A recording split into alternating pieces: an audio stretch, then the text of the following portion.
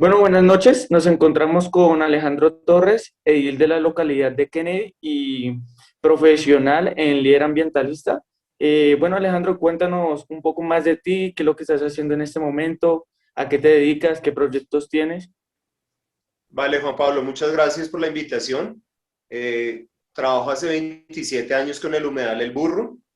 Soy promotor de lectura, he trabajado con el Acueducto de Bogotá, con la Secretaría de Ambiente.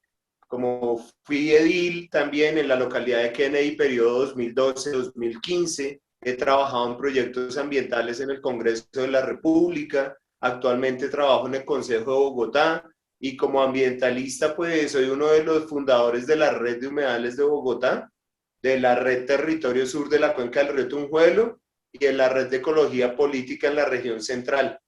eh, Cargos que me han permitido hacer trabajos de educación ambiental en Bibliored. Ya llevo 19 años en Bibliored, ya cumplí 24 años como educador ambiental de proyectos ambientales escolares, de proyectos comunitarios de educación ambiental y de proyectos ambientales universitarios. Aunque estudié Derecho, mi énfasis ha sido el componente ambiental en Bogotá y eso me ha permitido desde conocer la ruralidad. Yo trabajaba en planeación distrital, después trabajé con la Secretaría de Bueno, pues Ambiente. ya con todo lo que nos has dicho y pues puedo decir que he tenido la oportunidad de estar contigo en el Humedal del Burro, conociéndolo, donde nos explicaste muchas cosas como lo fue los árboles, vimos la contaminación que se llevaba, pues nos explicaste muchas cosas. Pero quiero ser más contundente y pues quiero saber qué piensas sobre cuál es el factor principal de la contaminación en Bogotá, especialmente cuál sería el factor más abundante. Pues realmente la población ha tenido un crecimiento desmesurado. Hoy hablamos de un planeta con más de 9.000 millones de humanos. Esos 9.000 millones de humanos, cerca del 30% no tiene acceso al agua dulce. Y creería yo que uno de los principales problemas que tendríamos en Colombia es la contaminación de fuentes hídricas, no solo por un glifosato cancerígeno, sino por usos mineros que utilizan mercurio, que utilizan plomo. Estamos generando glifosato que además de cancerígeno, pues también está acabando con una fauna acuática. Y creería en este momento, en tiempos de emergencia climática, de adaptación a esa variabilidad climática, creería que el principal problema general para Colombia es la contaminación del recurso hídrico y la deforestación. Son dos temas en los que hemos perdido zonas selváticas para ampliar el monocultivo de la palma o para cultivos ilícitos o por una minería extensiva. Entonces, deforestación de la mano con contaminación hídrica es un detonante de enfermedades a poblaciones indígenas, campesinas, y realmente creo que son los dos grandes retos que tendríamos para el país. Ya hablando de Bogotá, usted la pregunta la enfoca a Bogotá, creería que nuevamente es no tanto la deforestación, la contaminación del recurso hídrico, pero al ser una ciudad capital con más de 10 millones de habitantes, si sumamos los de Chía o los de Soacha, pues es altísima la población, estaríamos hablando que la contaminación atmosférica en Bogotá son esos dos problemas. En orden nacional, la deforestación y contaminación de recurso hídrico. En Bogotá, contaminación de recurso hídrico y la contaminación atmosférica. Una gasolina de pésima calidad, un diésel que libera mucho material particulado de Claro, azufre. y como has dicho, esta semana Claudia López ha ordenado la deforestación de algunos árboles en la capital que pues no sé por qué No sé por qué en este momento pues ha hecho eso, sabiendo que el mundo gira alrededor de la naturaleza, por eso existe muchos animales, la fauna, la flora, que es lo que se reproduce en nuestro planeta Tierra. Y pues en la actualidad estamos viviendo una época que nos ha llevado a tomar varios caminos. Esta pandemia nos ha encerrado, nos ha enseñado muchas cosas, pero así como nos ha encerrado, nos ha demostrado que eh, Bogotá y Colombia entero se ha nutrido nuevamente de todo esto porque los animales han vuelto a las ciudades, a los campos y pues actualmente tú podrías decirnos cómo ha sido el beneficio, en qué ha beneficiado esta pandemia al mundo. Claro, Juan Pablo, de todas formas, al estar nosotros confinados, el arrojo de basuras a las calles, contaminación de recurso hídrico nuevamente, los animales empiezan a retornar a los ecosistemas, se cierra un poco el agujero de ozono porque se reduce el desplazamiento, entonces ya no es el mismo vehículo emanando CO2, ya no son los mismos vehículos, la misma cantidad generando contaminación auditiva, generando convulsiones del tráfico. Entonces creemos que la pandemia ha mitigado un poco, sin embargo al interior de los hogares se consume más agua y se producen más residuos, porque entonces como estamos encerrados siempre en la cocina y estamos no separando lo reciclable de lo no aprovechable y generando, tampoco estamos generando una separación de orgánicos, que es una gran debilidad que se tiene en el distrito. Frente a lo que comentaba usted de la tala de los árboles, es precisamente entender que un árbol no solo es un ser viviente, sino que cumple unas funciones como fijar carbono, como retener polución, generar oxígeno, regular las islas de calor, porque la sombra genera un microclima, y entonces entender que construir dentro de lo construido también es muy difícil, porque el interés de Claudia López y esta administración en la calle 80, en el sector de Suba, sobre la 91, es también una afectación por la optimización de una estación de Transmilenio sobre la calle 80. Pero ¿a qué costo ambiental? ¿Cuál es el detrimento ecológico que se está viviendo? ¿Cómo van a ser compensados por el detrimento al patrimonio ecológico? Ahí es que entrar al diálogo, no a imponer y a llegar a cerrar a altas horas de la noche porque no hay vecinos que vayan a protestar en la defensa de un árbol. Creo que lo primordial es el diálogo. Claro, estoy de acuerdo con usted sobre eso de no talar los árboles, no solo aquí en Bogotá, sino en todas las partes del mundo. Bueno, vamos a hablar un poco sobre los espejos de agua que hay aquí en Bogotá, que son muy pocos, pero quiero que me dé un argumento muy especial de por qué los espejos de agua son tan importantes para el mundo y para Bogotá especialmente.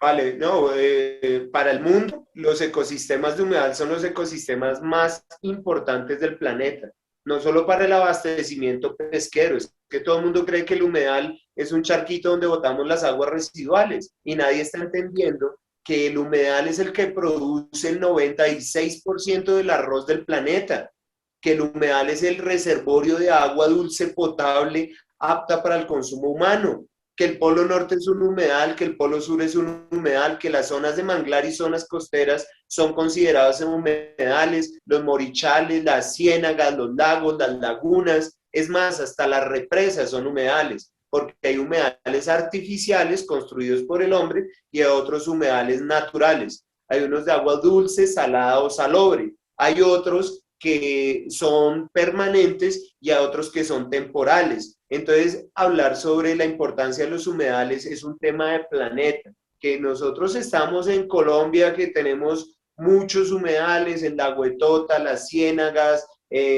unas zonas costeras importantísimas, pero para el caso de Bogotá, si no sabían, Bogotá era una antigua laguna, era un lago glacial, y entonces producto de las correntinas, derretimiento de las montañas, se depositó toda esta agua en lo que hoy conocemos como sabana de Bogotá, que tampoco es una sabana, es una planicie andina. Y entonces se atribuye a un mito muisca de Bochica que rompe el salto de Tequendama y toda la laguna que estaba ocupando esta zona, se desaguó y esa zona que quedaron 50.000 hectáreas de humedal para 1940, empezamos a construirle encima a Suba, a Engativá, a Fontibón, a Kennedy, a Bosa, a Puente Aranda, a Ciudad Bolívar, y entonces lo que eran grandes cuerpos de agua de humedal fueron urbanizados, al punto que hoy solo tenemos un 1.4, peor aún, recibiendo las aguas residuales de nuestros hogares. Juan Pablo, cuando usted va al baño, sus aguas fecales, su materia fecal, su orina,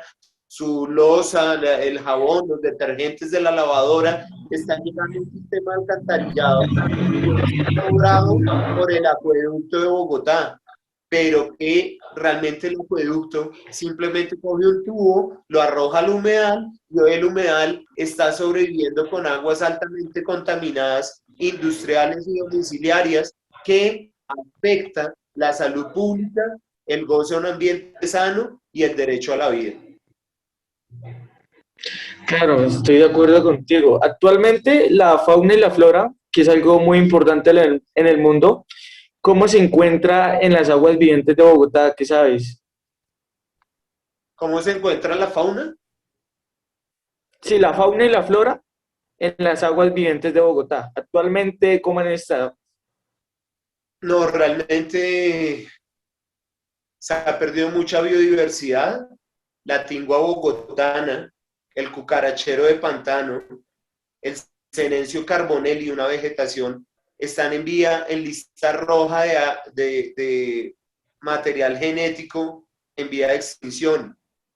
Ver al cucarachero de pantano, había una canción que decía: yo soy cucarachero, tú la cucaracherita, que era un tema bogotano. Hoy esa ave está en la lista de aves en vía de extinción. La tingua bogotana, que se encontraba en los humedales del norte, ya ni se registra. La tingua de pico verde, Gallinula melanops, es otra especie que tampoco se está registrando en los humedales. Y eso es debido a la contaminación que el acueducto de Bogotá le arroja, sus vertimientos, no solo industriales, no solo domiciliarios, no solo de conexiones cerradas. Si el acueducto me cobra un servicio alcantarillado, ¿por qué dispone de las aguas residuales cuando realmente me está cobrando un servicio en el cual le hace un tratamiento previo antes de arrojarlo? ¿Esto a qué ha desencadenado? Que hoy en el humedal ya no tenemos pez capitán, pez guapucha, peces nativos, ni ranas. Tenemos pez popó y cacadrilos generando gas metano, vapores sulfídricos, afectando vías respiratorias, y ya los peces extintos, los anfibios ya ni se escuchan, y se dispara la población de moscos y zancudos, afectando a los vecinos del perímetro inmediato a cualquier humedal, porque esta problemática es general para todos los humedales. Claro, y no solo eso, también está muy presente sobre la caza de animales que se ha llevado personas que no tienen memoria, porque saben que cada vez que se acaba con un animal, se va interrumpiendo más la fauna Vamos a de hacer la nuestra última pregunta tierra. ya para cerrar esta entrevista. Bueno, ¿cómo es el método para concientizar las nuevas generaciones sobre el cuidado de estos ecosistemas, ¿no? Porque como ya lo has repetido, estos ecosistemas, el humedal, bueno, los humedales son muy importantes. ¿Cuál es ese método que se está realizando y usted está realizando para concientizar a las nuevas generaciones? Bueno, realmente es demostrarle a través de la educación ambiental una parte en aula, generando conocimiento, porque esto es un trueque de saberes. Primero hay que saber el río Bogotá dónde nace, porque si usted no sabe dónde nace, ¿cómo le va a doler el río Bogotá? ¿Cuáles son los municipios que surcan? ¿Cuántos municipios atraviesan? ¿Cuántos kilómetros lineales? Sí, entiendo, Alejandro. Y cuéntanos, Alejandro, yo he visto por ahí que haces dinámicas en los colegios, eso es cierto, ¿cierto? Eso es verdad, ¿sí? Donde hay una afectación por arrojo de escombros y de basuras. Cuando nosotros llegamos a darnos cuenta de la crítica problemática que se vive hoy en día en el país, pues obvio nos va a hacer caer en esa razón donde hacemos parte de una ciudad como un elemento vivo, de un ecosistema como un bien y servicio ambiental, además de patrimonio ecológico, pero creo fundamentalmente que la educación ambiental tiene que tener componentes de rescate de identidad, tiene que arrancar desde los colegios de primaria, ya en bachillerato más bien servicio social ambiental, ir a sembrar árboles, ir a conocer los nacimientos de los ríos. Esto va a generar sentidos de pertenencia y adicionalmente vamos a encontrarnos con que a futuro esos chicos que estuvieron en primaria y en bachillerato en educación ambiental resultan estudiando carreras universitarias que muchas veces orientan hacia la conservación de la vida, hacia la conservación de la naturaleza, y entonces creemos nosotros firmemente que la educación ambiental es una herramienta forjadora de nuevas actitudes y comportamientos respecto a la vida, a la naturaleza y a uno mismo. Bueno, sí, Alejandro, tienes todo lo que dijiste, tiene mucha razón. Ahora ya para cerrar, si tuvieras que dejar un mensaje a todos los colombianos, ¿qué le dirías a aquellos colombianos para que reflexionen sobre el cuidado del medio ambiente? Que solo se defiende lo que se ama y solo se ama lo que se conoce. Empezar a conocer es empezar a valorar. Si usted no conoce el páramo, ¿cómo va a cuidar el agua? Si usted no conoce el nacimiento del río, ¿cómo va a ahorrar agua en la casa? Si usted no conoce el humedal, ¿cómo va a entender por qué llega tanta fauna silvestre? Empezar a caminarlos es empezar a conocerlos y a generar sentidos de pertenencia y nuevas ciudadanías para Bogotá. Creo que ese sería el mensaje. Listo, Alejandro, gracias por darnos este pequeño tiempo y esta entrevista. Muchas gracias por dejar un mensaje a todos los colombianos y a todas las personas que van a escuchar esta entrevista, Alejandro. Y Vale, ya muchas sería gracias todo. por la invitación. No, a usted, Alejandro, muchas gracias.